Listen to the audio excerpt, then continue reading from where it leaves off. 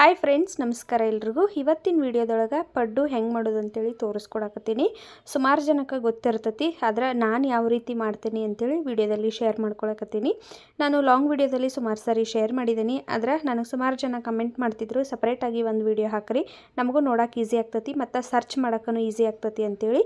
ಹಾಗಾಗಿ ಇವತ್ತಿನ ವಿಡಿಯೋದೊಳಗೆ ಸಪ್ರೇಟಾಗಿ ನಾನು ಪಡ್ಡು ಮಾಡೋದು ಹೆಂಗೆ ಅಂತೇಳಿ ತೋರಿಸ್ಕೊಡಕತ್ತೀನಿ. ನಾನು ಮೊದಲಿಗೆ ಒಂದು ಬೌಲಿಗೆ ನೋಡ್ರಿ ಒಂದು 4 ಗ್ಲಾಸ್ ಅಷ್ಟು ಅಕ್ಕಿನ ಕ್ಲೀನ್ ಮಾಡಿ ತೊಗೊಂಡಿದ್ದೀನಿ. ರೇಷನ್ ಅಕ್ಕಿ ನೋಡ್ರಿ, ರೇಷನ್ ಅಕ್ಕಿ ತೊಗೊಂಡಿದ್ದೇನೆ ನಾನೇನು ತೋರ್ಸತ್ತೇನಲ್ಲ ಗ್ಲಾಸ್, ಆ ಗ್ಲಾಸಿಂದ 4 ಗ್ಲಾಸ್ ಅಕ್ಕಿ, ಆಮೇಲೆ 3/4 ಗ್ಲಾಸ್ ಅಷ್ಟು ಉದ್ದಿನ ಬೇಳೆ ತೊಗೊಂಡಿದ್ದೀನಿ, ಆಮೇಲೆ 1 ಮುಟ್ಗಿ ಕಡಲೆಬೇಳೆ, ಒಂದು 2 ಸ್ಪೂನಷ್ಟು ಮೆಂತ್ಯ ಕಾಳು ತೊಗೊಂಡಿದ್ದೇನೆ ನಾನು, ಆಮೇಲೆ 1 ಮುಟ್ಗಿ ಅವಲಕ್ಕಿ, 1 ಮುಟ್ಟಿಗೆಯಷ್ಟು ಸಾಬುದಾನಿ. ಇಷ್ಟು ಹಾಕ್ಕೊಂಡಿರ್ತೇನೆ ನೋಡ್ರಿ ನಾನು, ಮತ್ತೇನು ಎಕ್ಸ್ಟ್ರಾ ಏನು ಹಾಕೊಳ್ಳೋದಿಲ್ಲ. ರುಬ್ಬುವಾಗ ಅನ್ನ ಹಾಕ್ಕೊಂಡಿರ್ತೇನೆ ಅಷ್ಟೆ.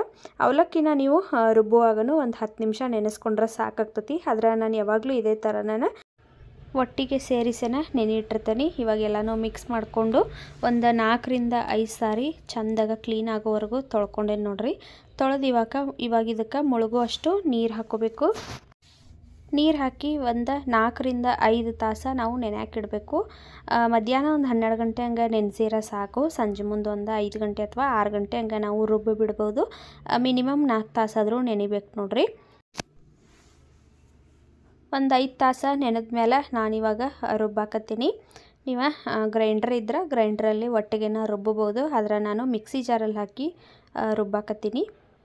ನೈಸಾಗ ಪೇಸ್ಟ್ ಮಾಡ್ಕೋಬೇಕು ನೋಡ್ರಿ. ನಾವಿದು ತರಿ ಇರಬಾರ್ದು. ಇಡ್ಲಿಗಾದ್ರೆ ತರಿ ಇದ್ರೆ ನಡಿತತಿ, ಆದರೆ ದೋಸೆಗೆ ಪಡ್ಡುಗೆ ನಾವು ಯಾವಾಗಲೂ ನೈಸಾಗನ ಪೇಸ್ಟ್ ಮಾಡ್ಕೋಬೇಕು. ಮತ್ತು ಜಾಸ್ತಿ ನೀರು ಹಾಕಿ ತೆಳುವಾಗಿ ರುಬ್ಕೋಬಾರ್ದು, ಸ್ವಲ್ಪ ಗಟ್ಟೆನೇ ಇರಬೇಕಿದು, ಆವಾಗ ಹುಳಿ ಚಲೋ ಬರ್ತತಿ. ಹಾಗಾಗಿ ಹಿಟ್ಟನ್ನು ಉಬ್ಬುತ್ತತಿ. ಸ್ವಲ್ಪ ಗಟ್ಟೆನ ನೋಡಿಕೊಂಡು ನೀವು ರುಬ್ಕೋಬೇಕು. ನಾನು ಏನು ನೆನೆಯಾಕಿಟ್ಟಿದ್ದೀವಲ್ಲ ನೀರು, ಅದೇ ನೀರನ್ನು ಹಾಕ್ಕೊಂಡು ಇವಾಗ ನಾನು ರುಬ್ಕೊಳಕತ್ತೀನಿ.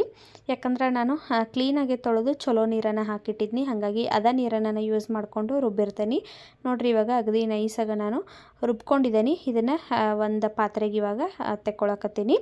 ದೊಡ್ಡ ಪಾತ್ರೆ ಒಳಗೆ ಹಾಕತ್ತೇನೆ ನಾನು, ಯಾಕಂದ್ರೆ ಹಿಟ್ಟು ಹುಳಿ ಬಂದಮೇಲೆ ಮತ್ತು ಕೆಳಗಡೆ ಎಲ್ಲ ಸೋರಬಾರ್ದಂತೇಳಿ ದೊಡ್ಡದು ಒಂದು ಬೋಗಣಿ ಒಳಗನ ಹಾಕ್ಕೊಳಕತ್ತೀನಿ. ಅದೇ ರೀತಿ ನಾನು ಎಲ್ಲ ಅಕ್ಕಿ ಮತ್ತು ಉದ್ದಿನಬೇಳೆ ಎಲ್ಲ ಏನೇನು ಇಟ್ಟಿದ್ದೀವಲ್ಲ ಅವನ್ನೆಲ್ಲನೂ ಇವಾಗ ನಾನು ರುಬ್ಕೊಳಕತ್ತೀನಿ. ಎಲ್ಲ ರುಬ್ಬಿ ಲಾಸ್ಟಿಗೆ ಇನ್ನೇನು ಒಂದೇ ಒಂದು ಜಾರ್ ಇರ್ತದಲ್ಲ ರುಬ್ಬೋದು, ಆವಾಗ ನಾನು 1-1.5 ಕಪ್ಪಷ್ಟು ಅನ್ನನ ಮಿಕ್ಸ್ ಮಾಡ್ಕೋತೀನಿ. ಅನ್ನ ಅಂತೂ ಹಾಕಲೇಬೇಕು ನೋಡ್ರಿ, ಕಂಪಲ್ಸರಿ. ನಾವು ಅದನ್ನೇನರ ಸ್ಕಿಪ್ ಮಾಡಿದ್ದೀವಿ ಅಂತಂದ್ರೆ ಅಷ್ಟು ಸಾಫ್ಟಾಗಿ ಬರೋದಿಲ್ಲ, ಪಡ್ಡು ಆಗಿರ್ಬೋದು ದೋಸೆ ಆಗಿರ್ಬೋದು. ಯಾಕಂದ್ರೆ ನಾನು ಸುಮಾರು ಸರಿ ಅನ್ನ ಹಾಕೋದು ಬಿಟ್ಟು ಟ್ರೈ ಮಾಡಿದ್ದೀನಿ ಒಂದು 2-3 ಸರಿ, ಆವಾಗ ಅಷ್ಟೊಂದು ಸಾಫ್ಟಾಗಿ ಕ್ರಿಸ್ಪಿಯಾಗಿ ಬರಲಿಲ್ಲ. ಹಾಗಾಗಿ ನಾನು ಏನು ಮಾಡ್ತೇನೆಂದ್ರೆ ಅನ್ನ ಅಂತೂ ಹಾಕ್ತೇನೆ. ಅಕಸ್ಮಾತ್ ಮನ್ಯಾಗ ಅನ್ನ ಇರಲಿಲ್ಲ ಅಂದರೂ ಬಿಸಿ ಅನ್ನ ಮಾಡೇನು ನಾನು ಸುಮಾರು ಸರಿ ಹಾಕಿದನ್ನು ನೋಡ್ರಿ. ನೀವಂತೂ ಮಿಸ್ ಮಾಡ್ದೆ ಹಾಕ್ರಿ, ಆವಾಗ ಇನ್ನೂ ಸಾಫ್ಟಾಗಿ ಚಲೋ ಬರ್ತಾವೆ ಪಡ್ಡು. ಇವಾಗ ಅದೇ ಥರನ ನಾನು ಎಲ್ಲನೂ ರುಬ್ಬಿ ಒಂದು ಬೋಗಣಿಗೆ ಹಾಕ್ಕೊಂಡಿದ್ದೆ ನೋಡ್ರಿ.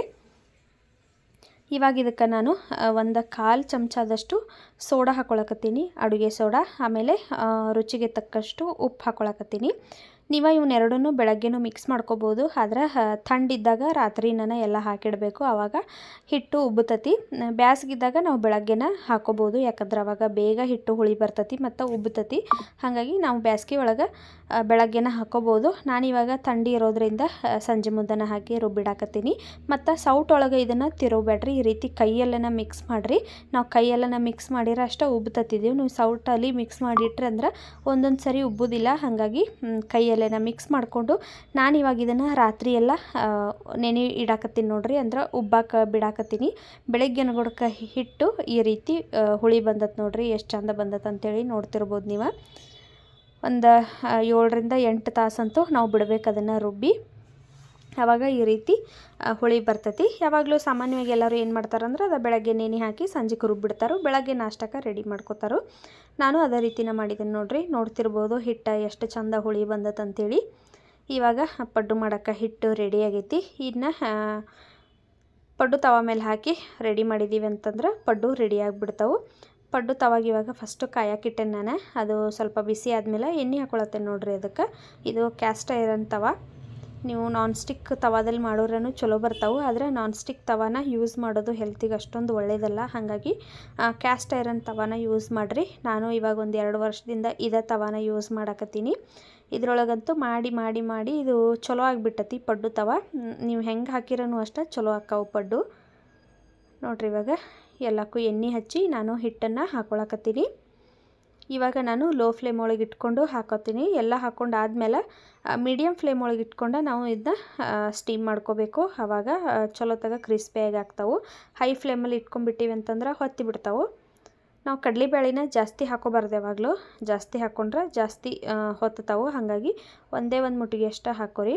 ಕಡಿಮೆ ಆದರೂ ನಡಿತೈತಿ, ಆದ್ರೆ ಒಂದು ಮುಟ್ಟಿಗೆ ಅಷ್ಟು ಹಾಕೋರಿ. ಆವಾಗ ಕಲರ್ ಚಲೋ ಬರ್ತಾವೆ ನೋಡೋಕೆ. ಹಾಗಾಗಿ ಮ್ಯಾಲೆ ಒಂಚೂರು ಎಣ್ಣೆ ಹಾಕ್ಕೊಂಡಿದ್ದೆ ನಾನು. ಎಣ್ಣೆ ಹಾಕಿ ಇವಾಗ ಮುಚ್ಚಳ ಮುಚ್ಚಿ ನಾನು ಒಂದು 5 ನಿಮಿಷ ಇದನ್ನು ಮೀಡಿಯಮ್ ಫ್ಲೇಮ್ ಒಳಗೆ ಬೇಯಿಸ್ಕೊಂಡೇನಿ. ಇವಾಗ ನೋಡ್ರಿ ಎಷ್ಟು ಚಂದ ಬಿಟ್ಕೊಂಡವಂತೇಳಿ. ಇದು ಕ್ಯಾಸ್ಟ್ ಐರನ್ ತವ ಆಗಿರೋದ್ರಿಂದ ಸುಮಾರು ಸಾರಿ ಮಾಡಿ ಮಾಡಿ ರೂಢಿಯಾಗಿಬಿಟ್ಟೈತಿ ಇವಾಗ. ಹಾಗಾಗಿ ಇದು ಒಂಚೂರು ಅಂಟಂಗಿಲ್ಲ. ಫಸ್ಟ್ ಟೈಮ್ ಏನು ನಾವು ಹಾಕ್ತೀವಲ್ಲ ಆವಾಗ ಅಂಟ್ಕೋತಾವು, ಆದರೆ ಸೆಕೆಂಡ್ ಟೈಮ್ ಹಾಕಿದಾಗ ನೀಟಾಗಿ ಬಿಟ್ಕೋತಾವೆ ನೋಡ್ರಿ. ನೋಡ್ತಿರ್ಬೋದು ಬಿಸಿ ಬಿಸಿ ಪಡ್ಡು ರೆಡಿ ಆಗಕತ್ತಾವು. ಕರೆಕ್ಟಾಗಿ ಮಾಡೋಕ್ಕೆ ಬರೋಲ್ಲ ಅಂತ ಅನ್ನೋರು ಈ ರೀತಿ ಅಳತೆ ನಾನು ಏನು ತೋರಿಸಿದ್ದೇನಲ್ಲ ಆ ಅಳತೆ ಒಳಗೆ ನೀವು ಹಾಕಿ ನೋಡ್ರಿ, ಪಡ್ಡು ಮಾತ್ರ ಅಗದಿ ಮಸ್ತ್ ಆಕ್ಕಾವು ನೋಡ್ರಿ. ಎಲ್ರಿಗೂ ಗೊತ್ತಿರ್ತತಿ, ಆದರೆ ಇವಾಗ ಹೊಸಬರು ಸುಮಾರು ಜನ ಕಲಿಯಾಕತ್ತಿರ್ತಾರೋ ಅಂಥವ್ರಿಗೆ ನಾವು ಅಳತೆಯಿಂದ ಹೇಳ್ಕೊಟ್ಟಿವಿ ಅಂತಂದ್ರೆ ಅವ್ರಿಗೆ ಕಲ್ಕೊಳಕ್ಕೆ ಈಸಿ ಆಗ್ತತಿ. ಅದಕ್ಕಾಗಿ ನಾನು ಅಳತೆ ಹಾಕಿ ಇವತ್ತು ತೋರಿಸಿದ್ದೀನಿ. ಪಡ್ಡು ರೆಡಿ ಆದ ನೋಡ್ರಿ. ಚಟ್ನಿ ಮಾಡಿದ್ದೇನೆ ನಾನು, ಪಡ್ಡು ಮತ್ತು ಚಟ್ನಿ ರೆಡಿ ಆಯಿತು ಇವತ್ತಿನ ನಾಷ್ಟಕ್ಕೆ. ಮತ್ತು ಈ ವಿಡಿಯೋ ನಿಮ್ಗೆ ಇಷ್ಟ ಆಗಿತ್ತು ಅಂತ ಅಂದ್ಕೊಳ್ತೀನಿ. ಇಷ್ಟ ಆದ್ರೆ ಒಂದು ಲೈಕ್ ಮಾಡಿರಿ, ಚಾನೆಲ್ನ ಸಬ್ಸ್ಕ್ರೈಬ್ ಮಾಡ್ಕೊಳ್ರಿ. ಹೊಸ ರೆಸಿಪಿ ಬೇಕಾದ್ರೆ ಕಮೆಂಟ್ ಸೆಕ್ಷನಲ್ಲಿ ತಿಳಿಸ್ರಿ, ಮುಂದಿನ ವಿಡಿಯೋದಲ್ಲಿ ಶೇರ್ ಮಾಡ್ತೀನಿ. ಇವತ್ತಿನ ವಿಡಿಯೋ ಇಷ್ಟ ಆದ್ರೆ ಒಂದು ಲೈಕ್ ಮಾಡಿರಿ. ಬಾಯ್.